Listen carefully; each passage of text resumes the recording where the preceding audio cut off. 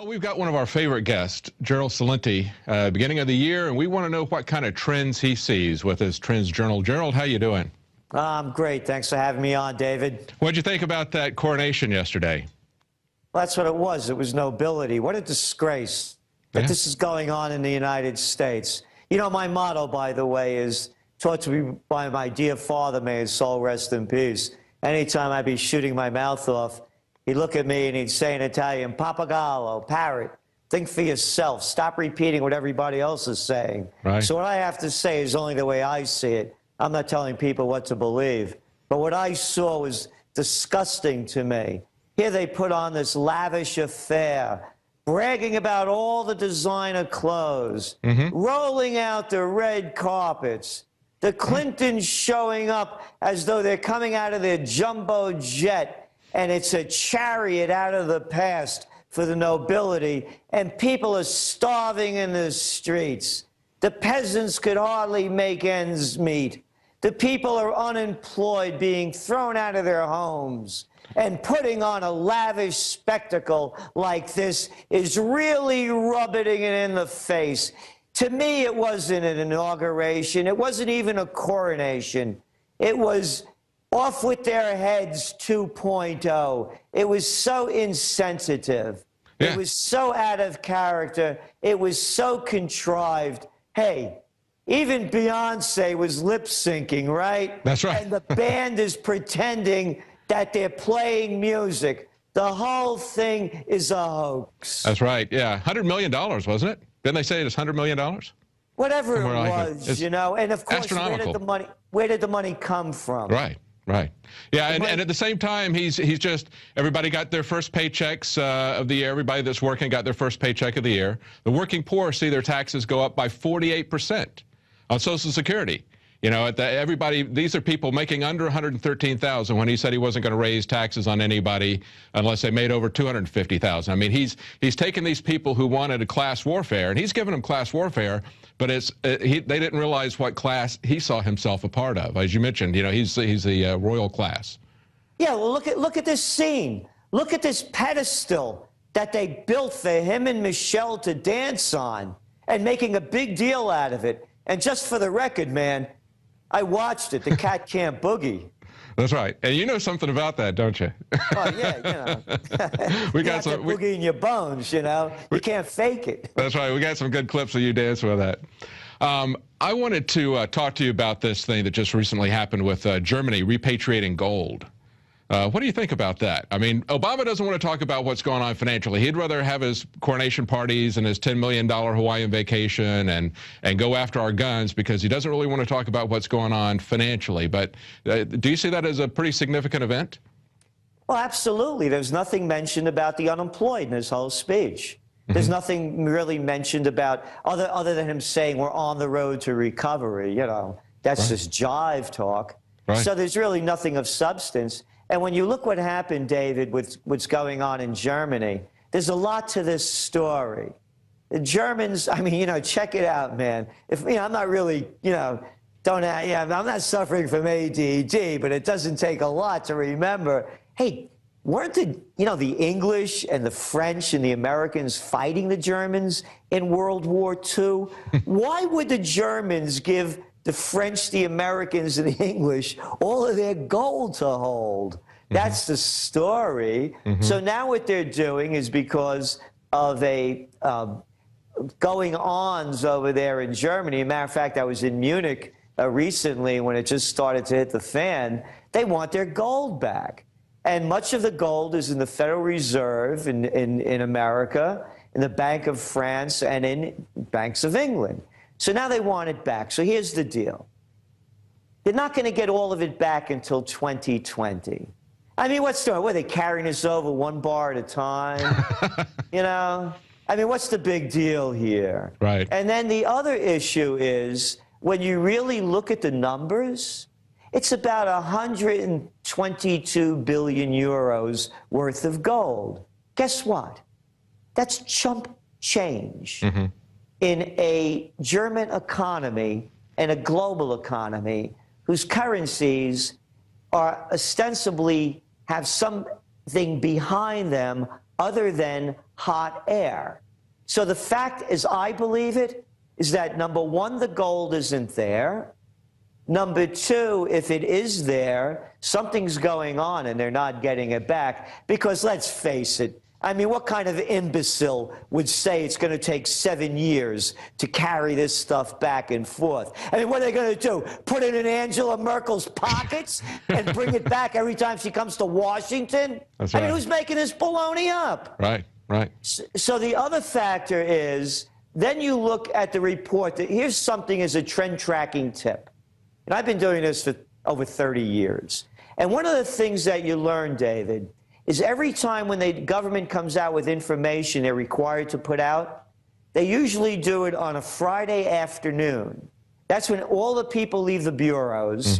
And Saturday is the least read news day of the week, by far. So what's the report that just came out? I'd like to read you this headline, because most people don't know this. Goes back to the gold and what a whole sham this thing is. Oh, and by the way, does this sound like a conspiracy theory? Figure this one out. How about those 5 lovely letters, LIBOR? Yeah, you remember the interest rate scandal. The banks were rigging the interest rates. Period, paragraph, it's a fact. It's no conspiracy theory. And neither is this. Fed red-faced as notes reveal officials failed to grasp dangers of 2007 crises. This is from the Financial Times. This came out on the weekend when very few people were following the news. In the toilet paper record, the New York Times, they buried it back in a news section with some white shoe boy language that would never tip off what really went on. And you had to read well into the story to see the sham, the stupidity, the ineptness, and the arrogance of the guys running the show. I'm pointing this out not to say that we were right and they were wrong, more so that the same jerks that didn't see it coming, the same imbeciles who wouldn't admit it when it was in front of them, are the same people that are now making the decisions. They continue to fail their way up to the top. Here's what it says. Top officials at the U.S. Federal Reserve took months to realize that the 2007 financial crisis would rock the world's largest economy, according to embarrassing meeting transcripts released yesterday. Now, here's the other in this one. You know, it's great. I love that America fights around the world to bring freedom and democracy. Freedom and democracy, they hold on to this stuff for 5 years. And you know why they hold on to it? So they could keep rigging the game. Right. And so they could keep covering up their mistakes. And so because we, the people, are too damn stupid and too undeserving to have the information. Here it goes. The transcripts reveal that Fed policymakers viewed the crisis, which erupted in August 2007 on the back of problems in the mortgage for subprime mortgage loans, as good news because markets were pricing more risk. It goes on and on. They didn't have a clue. So now you mentioned about this gold transfer. You said it's chump change, but I guess one of the things that got people's attention is this is the largest transfer. This will be the largest transfer that they've ever done. And the only countries prior to this that have repatriated anything are Iran, Venezuela, Libya. So this is the first time a Western government has done it. And it's been because of public pressure, right? That people were pressuring them to get the gold back. So, I mean, what do you think that they're doing? Are they just bowing to public pressure? What's going on with the gold transfer? And how do you think that's going to affect gold prices? I mean, they've gone up, but is it going to send it up even higher, you think? To answer your questions, first of all, you pointed out the 3 countries prior to Germany. Venezuela, they write Chavez off as some maniac. Right. Libya, what was that guy's name that they killed? Gaddafi, yeah. Yeah, and who do they have sanctions against? Yeah, that's right. Iran? Right. Yeah, exactly. You get it? Right. Yeah, this is only a show. Because here, read the news. They're debasing the currencies worldwide. As they debase the currencies, the only thing that's going to be worth anything are objects of value, whether they're diamonds, whether they're silver or platinum, nickel, silver, any gold, of course, that has value. Again, look at the news. The new Prime Minister of Japan, Abe, first thing he's doing is he's pressuring the Bank of Japan to print more worthless money. Listen to the words of Mervyn King, the outgoing head of the Bank of England. There's a currency war. That's what he said. Abe said the same thing. So too has Guido Montega, the finance minister of Brazil. Pick up today's Financial Times. Read about how the Europeans are now unloading on the Japanese for the currency war. It's something we've seen this story before.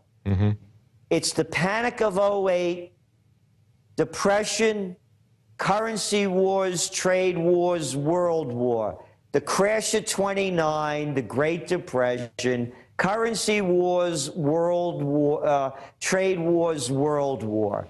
Right. You listen, you go back, read history. You see what was going on in Japan. They flooded the market with cheap money under their prime minister and their finance guy. As a matter of fact, the army ended up assassinating him because he wouldn't keep dumping more money into the military. You go back to the 1930s, the trade wars were going on. They're heating up now. The reason it's a big deal about Germany repatriating their gold is because it shows that that is the only thing of value in this whole Ponzi scheme. Exactly, exactly. And we've seen it shoot up a little bit, but it's still well under $1,700 an ounce, I think, right? Isn't it? Again, I believe, and this is, yes, it's a little under, I believe the game is rigged. Every day, virtually, you pick up the papers, listen to the news, read about the insider trading scandals. I mentioned the LIBOR. You can't get bigger than rigging the LIBOR. You're talking about, you know, hundreds of trillions of dollars in loans, in mortgages, in fixing the interest rates. And it's not a conspiracy theory. It's a fact. They have the emails that went to Timothy Geithner when he was president of the New York Fed. They have the emails that went into the Bank of England. It's fact. So if they're rigging that, you think they're rigging gold? Because when gold prices skyrocket, people will be bailing out of these worthless currencies, and panic is underway. Absolutely. And in the Forbes article, they quoted the Germans as saying they're concerned about a currency crisis. So you see this as part of a currency bubble that's about to hit, as well as you mentioned war, right? It's that's going to go hand in hand with that. That's one of your top trends coming up in TrendsJournal, isn't it? Is war? Yeah, unfortunately, and it's going on. I mean, you know, and you've got four steps to getting peace that you've got in there. Tell us a little bit about that. The 4 steps to peace? Yeah. Well, the 4 steps to peace are very easy. You hear these little chicken hawks over there. Cameron, Obama, Holland. How about holidays? You know, you see this guy, you know, that's about the only thing he could whip. So all of these people that want to take out somebody, I hear them. Assad has to go. You know, Ahmadinejad has to go. All right, take him out. Look, if you call him out, you take him out. You pick a fight, fight the fight. I watched Alex Jones on Piers Morgan. He said to him, I'll put on a robe, we'll go a couple of rounds, mine will be an American flag, you put the Union Jack on. Alex didn't say, hey, Celente, go fight my fight for me. So why are these guys who have these big mouths and no cojones start fights, and then send other people to go do their dirty work. So let's go back to the good old days. Alexander the Great, William the Conqueror. Hey, how about George Washington, Napoleon? The guys started the fight, they fought the fight. So what I suggest, rule number one, Gerald Celente's first rule of war. What we do is we rent out the Arena di Verona, the splendidly restored Roman amphitheater, and we put on a pay-per-view world leader takedown, fight to the finish. I'd pay to see serious. that. Yeah. Yeah, look, they did it before. Keep us out of your psycho trip. Mm-hmm. Rule number two, if you're for the war, you fight the war. And if you're too infirm or for whatever reason you can't fight the war, you pay for the war. You want the war, you send your kids, send your wife, send yourself, send your money. Keep me out of your psycho trip. Rule number three, the golden rule. Look what just happened over there in Mali. All of a sudden, the French decide they're going to invade. The people in Mali said, hey, you invaded, there's going to be payback. Read the Christian Science Monitor the day after France struck. Those were the words. There's going to be payback. There was payback. And as we say in the Bronx, payback's a bitch. So now they paid back with the Algerian crisis. They said it. This is payback. So what do they say now? Oh, these terrorists, these crazy people. No, the golden rule. Do unto others as you would have them do unto you. Don't call them names. Call it getting even. Rule number four. Rule number four is let the people vote. You want to go to war? I remember that wonderful humanitarian mission by Obama. Cat hits the stage saying we're going to launch a humanitarian mission. And what does he do? Boop, he's on the plane to Rio with his wife, his mother-in-law, and his kids. I saw it with Bush. We got to take out Saddam Hussein. He has weapons of mass destruction. And a gang of 535 flunkies, politicians, congressmen, senators that are only in power because they get money from special interests and serve the powerful, voting for us to decide whether you, me, or anybody else should go to war. The burden of the war falls on the people's shoulders. If you want to go to war, let the people vote. I don't need somebody to vote for me to tell me what I should do. These are not representatives of me. They only represent the people with the most power, the most money, and the most interests. Those are my four rules of peace. That's right. They've even moved away from the 535. They've moved back to, you saw Panetta telling Jeff Sessions, we don't need your authority to go to war. We're just going to, we might tell you what we're going to do, but we're going to talk to the United Nations. We're going to talk to NATO, and then we're going to make that decision, and we might inform Congress what we're going to do. I mean, they've moved us dramatically in the other direction, haven't they? Yeah, and they're a bunch of losers. That's the other thing. Hey, they did a great job in Vietnam, didn't they? Oh, yeah. Hey, more firepower. We only killed 3 million and destroyed the country with Agent Orange. If only you would have let us loose more. And we only killed 60,000 of our troops, wounded a couple of 100,000 more, and a couple of 100,000 more for life. I got a better one.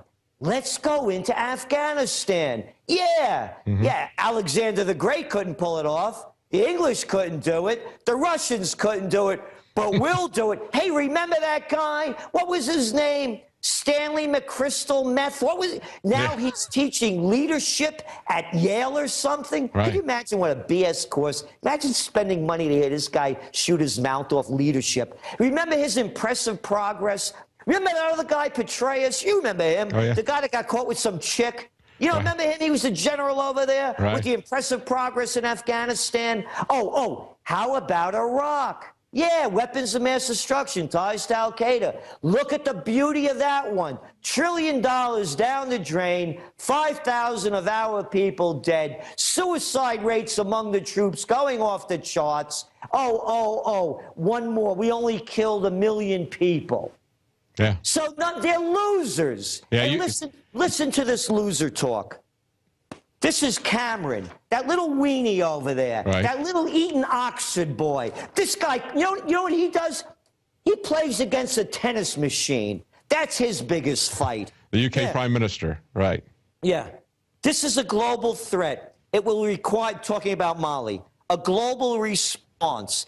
It will require a response that is about years, even decades, rather than months. Now, here's the best part. Quote, it requires a response that is patient and painstaking, that is tough, but also intelligent, but above all, has an absolutely iron resolve, and that is what we will deliver over these coming years. I love that English limey lingo. Iron resolve. I got a piece of iron resolve for you. Painstaking, intelligent. They're not talking about you. How could that little country... How could that little country be a global threat? Most people can't even find it on the map, just like they couldn't find the Gulf of Tonkin on the map when they used that as a tool. I think one of the most powerful movies I've seen lately was The Fog of War. I don't know if you saw that or not, where it was an extended interview with McNamara, and he was talking about how Gulf of Tonkin was a false flag event. And then he talked about how years and years after the war, he went back and met with Vietnamese leaders. And he said, the North Vietnamese leader got up and said, why did you do what you did? And McNamara said, it was because of the domino theory. And the guy was furious. He pounded the table and he said, you fool, you killed all these people. He said, there was no domino theory. He says, don't you know anything about history? For 1,000 years, we fought the Chinese for our independence, and we fought you because you were there for our independence. And McNamara told this story after the fact. So yeah, Mali is another one. Mali is another one of these deals. Yeah, check this one out. This is a great one too. Matter of fact, I wrote about McNamara's lies in my book Trends 2000 back in 1996. About how he knew that the war was a losing war, and because the psychopath, like the rest of them out there, he should have been hung. Yes. For knowing this. Yes. And Absolutely. Prosecuting it. He should have been prosecuted. Here's another beautiful quote about Mali. I mean, this stuff is, you can't believe this stuff. Angela Merkel stated Wednesday that, quote, terrorism in Mali was a threat to Europe and to Germany. Oh, yeah, the Mali is on the loose, man. They're going to get on a camel before you know it. You know, woof, they're going to be in Germany. Yeah, going right down, you know, they'll be right in the heart of Berlin before you know it. Well, all these wars are going to keep the public's eye off of the currency crisis, keep their eye off what the central banks are doing, keep their eye off all of this economic meltdown, which is what Obama's doing here at home with the attack on the Second Amendment, attack on gun owners. He doesn't want to do anything to address any fiscal things. Just like the first term, he completely avoided it and focused on his health care agenda. Now he's got to have some other boogeyman to slay. Well, you nailed it. You read his speech yesterday. What does he say right in the beginning? He says it right there. Let me pull it up here a second. He said, right, you know, he said to the effect that the United States was going to be doing its policing around the world. And that's exactly what they're doing. Yeah. America will remain the anchor of strong alliances in every corner of the globe. Oh, before that, he was talking about the Founding Fathers. Yeah, right up their alley, you know. Yeah, and we will renew those institutions that extend our capacity to manage crises abroad. Manage crises abroad? How about managing the one over here? Right. Well, maybe you're talking about the broad Petraeus was talking about, because I don't know what abroad you're talking about. Because you can't manage anything. You started a losing war in Libya. There's a civil war there now. They're destabilizing Syria. Now they're going into Mali. Oh, that couldn't be because of AFRICOM. You know that one. The United States sending troops into 35 countries in North Africa, throughout Africa. Couldn't be because the Chinese are ripping off all the minerals and resources and they want their share, could it? Right.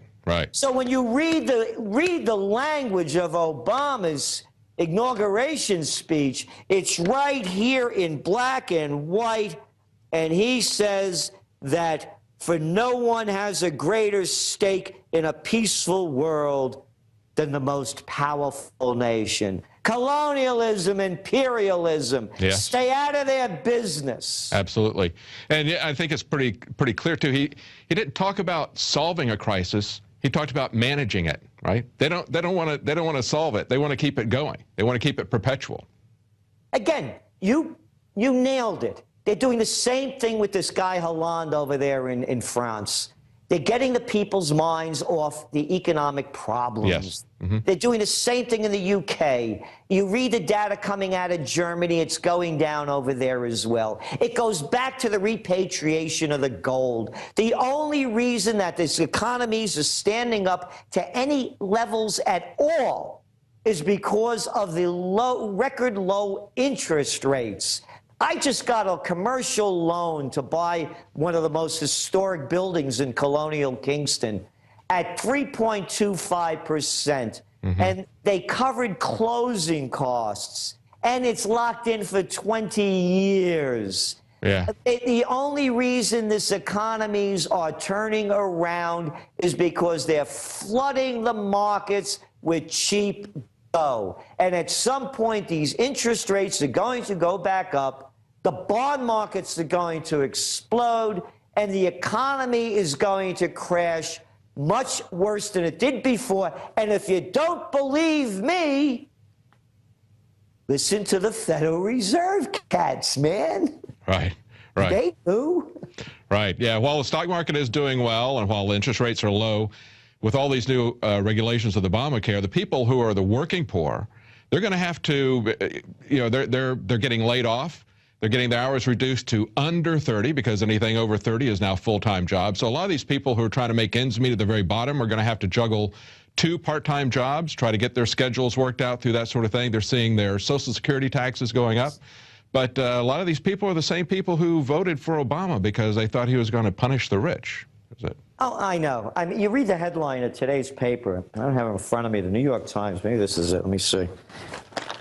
No, they had something along the headline of how Obama's talk, inauguration, was a liberal message. I'm saying to myself, a liberal message is sending, they just killed 13 people in Yemen with a drone. Right, right. You know, we have warrantless wiretapping. The National Defense Authorization Act. What, he just signed another one recently that allows them to spy on us forever for no reason at all. Right. Liberal, and store it in the Utah data center that they're going to open up this year, that giant center in Utah. They're going to store everything there that they're spying on us illegally about. Yeah, was that the NSA one? Or? Yeah, the one in Utah is a multi-billion-dollar center. It's got, actually, it's got yottabytes of storage. I had to look that up. That's 1 trillion terabytes, a yottabyte. I had to come up with a new prefix for that. Yeah, so you're 100% correct, David. The liberals lie. You show them one after another how Obama is everything that they say they hate, and they keep supporting them. And they're not alone. You look at the polling data that came out recently. What is Congress's approval rating, like 9%? Right. And yet, what, 94% of the incumbents got reelected, and well over 50% of the people turned out to vote. Yeah. So the people are also getting what they deserve. And then there's the whole other group of people. You hit them, and everybody, especially Alex Jones listeners, know this. You start talking to friends and family about the facts of what's going on, and I don't want to hear that. Yeah, absolutely. I don't want to hear that. Yeah. You know, you're too negative. You're a gloom and doomer. That's right. That upsets me. If it upsets me, I don't want to hear about it. Mm-hmm. So that's what's going on as well. Yeah, this weekend we were at a rally here at the state capitol for Second Amendment, and that's what I was told by somebody who just woke up. He said, "Hey, it was really scary." And my first reaction is to run away from this bad news. But it doesn't make the bad news go away if you run away from it, right? You've got to face it and try to find some way that you're going to survive through it, some way to try to rectify it. It's but that, you're right. That's what people say. They don't want to hear the bad news. They reject it because it's not a happy scenario. And they're getting offered happy scenarios on television all the time. They want to believe in a happy ever after. Yeah, and the other part of it is as well, is like you said, you know, to wake up to it and realize that you believed in a lie all your life, you know, it's like believing in a religion and all of a sudden you don't believe in it anymore. And that's what these are. These are political religions. That's right. I mean, you see it. You know, I mean, I've almost gotten in a fight with a guy one time. I said something that he didn't like. Don't you talk about my president like that. And I went off on this guy. Who are you talking to? I said whatever I damn well please. Right. Absolutely. But, you know, this is a religion, and I'm a political atheist. So I don't believe in political religions, and I certainly would not bow to a political god. You know, that's beneath me. But the other point of this is, and as we go through the top trends of 2013 that we have in the new Trends Journal, which, by the way, is 60 pages, advertising free of information about what's going on in the world, like covered nowhere else, and money back guarantee if you could find better or you don't like it. And the other issue is preparing you for the world tomorrow. There's another positive trend in there, and that is the Great Awakening 2.0. There was a Great Awakening in America prior to the American Revolution. At first, it was a religious revival.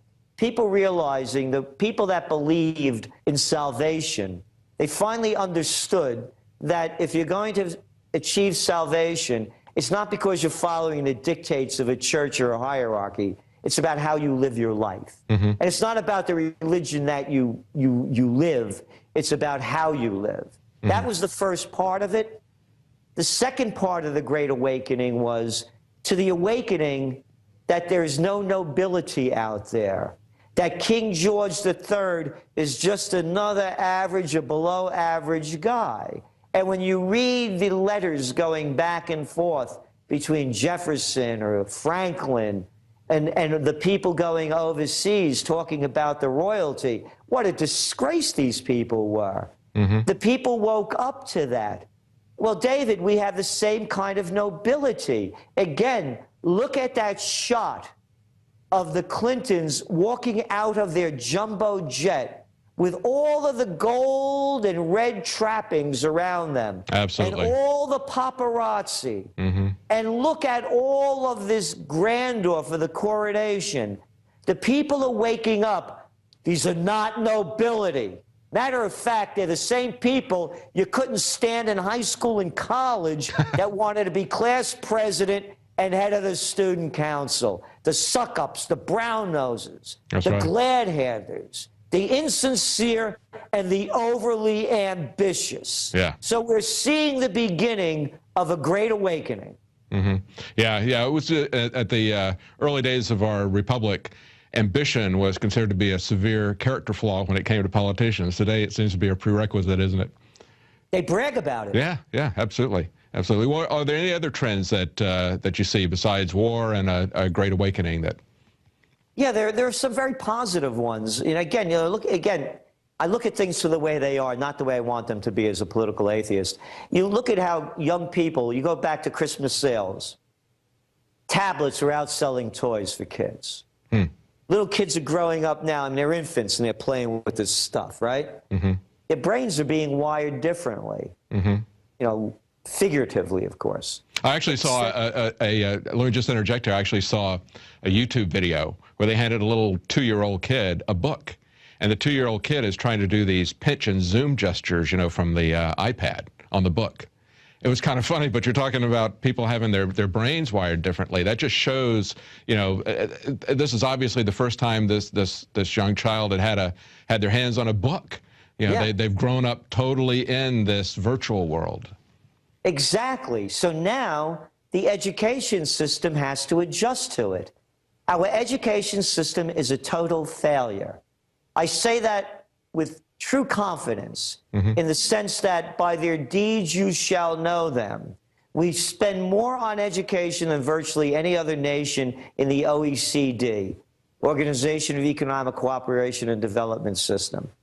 Yet, look at the failure of this nation. If our education system worked, do you think we'd be in the trouble we're in? So the system is designed for the industrial age. A new system is being born. And it hasn't been developed yet. I'm mentioning this, and we talk more about it in the Trends Journal, because the people that are looking for opportunities in the future to find professions and investment opportunities, start looking at new millennium education, because a whole new learning system is going to take place. This thing is going to change radically. In 50 years, our education system will look nothing like it is today, to the extent that when you go back to the beginning of the industrial age, and you had all of these people in factories, and then they started getting replaced by machines, then they started replaced by robots. The same thing is going to happen with teachers. You're not going to need all these teachers. The whole system is going to change. So this is a huge trend. We're one of the few people, I don't know of anyone. Actually, I wrote about interactive view, again, back in Trends 2000, in 1996, when, you know, the computer age really didn't begin until around 92, 94. And it really hasn't gotten there yet. Trends are born, they grow, they mature, reach old age, and die. This trend has just been born for new millennium education. Another big trend that we write about. You know, I coined the term in '93, clean foods. These are foods that were only organic and chemical free, but brought to market in the best of sanitary conditions. Right. Now we're looking at a big trend. It's going to be safe foods, because the whole game has changed. You look at the drought conditions going on in the States, and it's not only the States. They can't bring barges down the Mississippi. They're having problems because the water table is so low. There's going to be a shortage of safe foods. Foods that are not genetically modified. Right, that's key. Foods that aren't pesticide-laden and chemically treated. Micro farms are going to grow and expand. City centers growing more foods, particularly in these dilapidated downtown areas, are going to be reborn with a new homesteading. Kind of a locavore movement, right? Kind of a locavore movement, locally produced, locally consumed food, right? Exactly. You know, you're all what you eat. I mean, let's face it, you eat a lot of crap, drink a lot of crap, you're going to look like crap. You know, if it's the same thing, you take in junk news, read junk information, listen to junk entertainment, your soul and your heart experiences junk emotions. So this whole new safe food trend is going to be huge. And also along with it, a new homesteading trend, because you have a lot of areas around the country that are dilapidated, and a lot of young people, another one of our trends, I call it Generation F'd. They call it the millennial generation.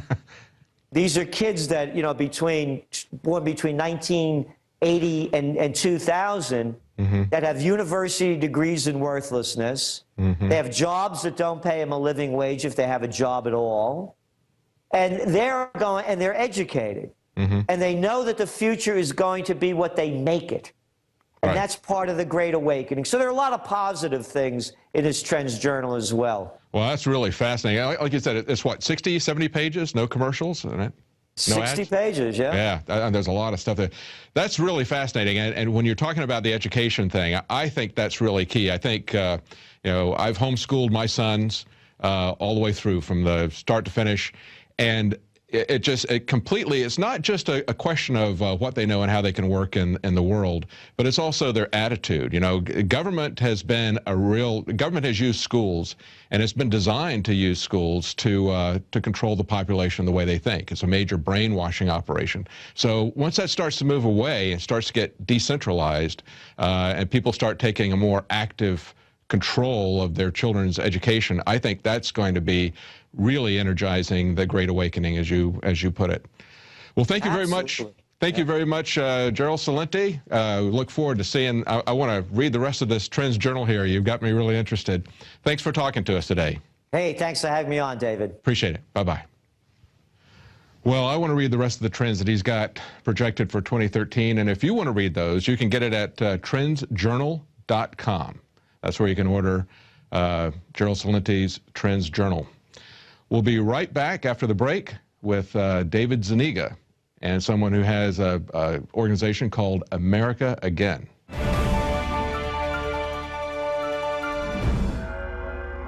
While we fight to retain our liberty, while we fight to oppose globalism, we have to realize we're talking about a very powerful combination of power. Renowned author and expert Joel Celente breaks down the globalist plan to shut down America and stage a new world war. In one day, America will go from day to night. And if you haven't prepared in advance, there's not enough time to prepare in 24 hours, even if you saw it that early. Coming to the InfoWar in November is our new documentary film presentation. Strategic relocation is a systematic way to think strategically in the future about how do I safeguard. Joel Celente, Strategic Relocation. The freeways are going to be crowded, they're going to run out of gasoline, they're going to run out of food, and then they're going to start to go north and south of those freeways. Joel Celente is renowned as one of the world's foremost experts in strategic relocation and the securing of your home. We talk about natural disasters, the health environment, we talk about pollution, the water quality. My personal experience about being in every one of these states. Government is digging in for the organized, incremental collapse of society and world war. The U.S. isn't building huge underground bases and bunkers because of some terrorist threat. They know that a massive nuclear attack is coming. They want that attack to come. Most people won't even be ready and won't be able to get out of town when any of these nuclear weapons fall, because there'll be absolute panic. There is no preparedness without strategy. What I tell people is that you do have time. Prepare wisely in advance. This Christmas, give the gift of preparedness. Strategic Relocation, the film, with Joel Celente and Alex Jones.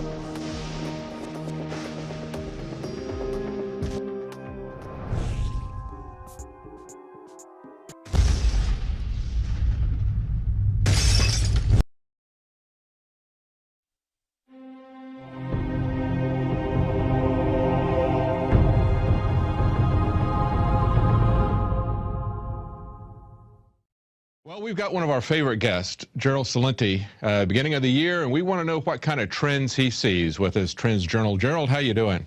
I'm great. Thanks for having me on, David. What'd you think about that coronation yesterday?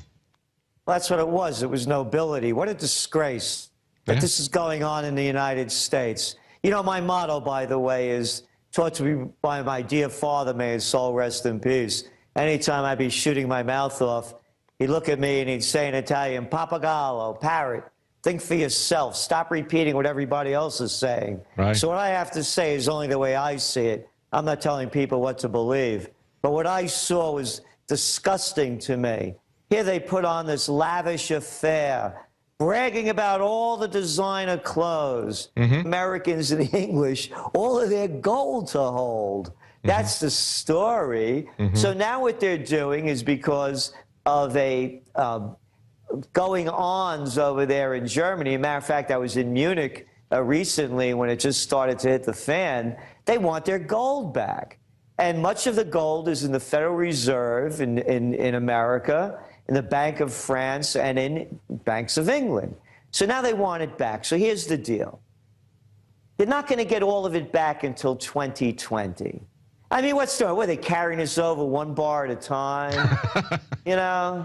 I mean, what's the big deal here? Right. And then the other issue is, when you really look at the numbers, it's about 122 billion euros worth of gold. Guess what? That's chump change in a German economy and a glutz, you know? And of course, where did the money come from? Right. Right. Yeah, and at the same time, he's just, everybody got their first paychecks of the year. Everybody that's working got their first paycheck of the year. The working poor see their taxes go up by 48% on Social Security. You know, everybody, these are people making under $113,000 when he said he wasn't going to raise taxes on anybody unless they made over $250,000. I mean, he's taken these people who wanted a class warfare, and he's given them class warfare, but they didn't realize what class he saw himself a part of. As you mentioned, you know, he's the royal class. Yeah, well, look at this scene. Look at this pedestal that they built for him and Michelle to dance on, and making a big deal out of it. And just for the record, man, I watched it. The cat can't boogie. That's right. And you know something about that, don't you? Oh, yeah, you know. We got some boogie in your bones, you know. You can't fake it. That's right. We got some good clips of you dancing with that. I wanted to talk to you about this thing that just recently happened with Germany repatriating gold. What do you think about that? I mean, Obama doesn't want to talk about what's going on financially. He'd rather have his coronation parties and his $10 million Hawaiian vacation and go after our guns because he doesn't really want to talk about what's going on financially. But do you see that as a pretty significant event? Well, absolutely. There's nothing mentioned about the unemployed in his whole speech. There's nothing really mentioned about, other than him saying we're on the road to recovery. You know, that's just jive talk.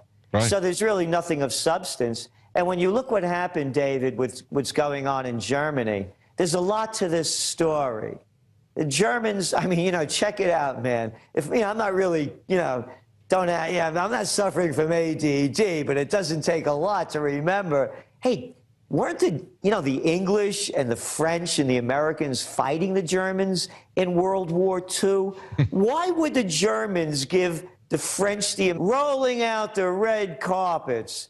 The Clintons showing up as though they're coming out of their jumbo jet, and it's a chariot out of the past for the nobility, and people are starving in the streets. The peasants could hardly make ends meet.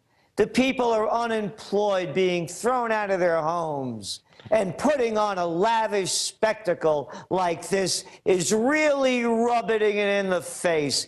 To me, it wasn't an inauguration. It wasn't even a coronation. It was off with their heads 2.0. It was so insensitive. It was so out of character. It was so contrived. Hey, even Beyonce was lip syncing, right? That's right. And the band is pretending that they're playing music. The whole thing is a hoax. That's right. Yeah. $100 million, wasn't it? Didn't they say it was $100 million? Whatever.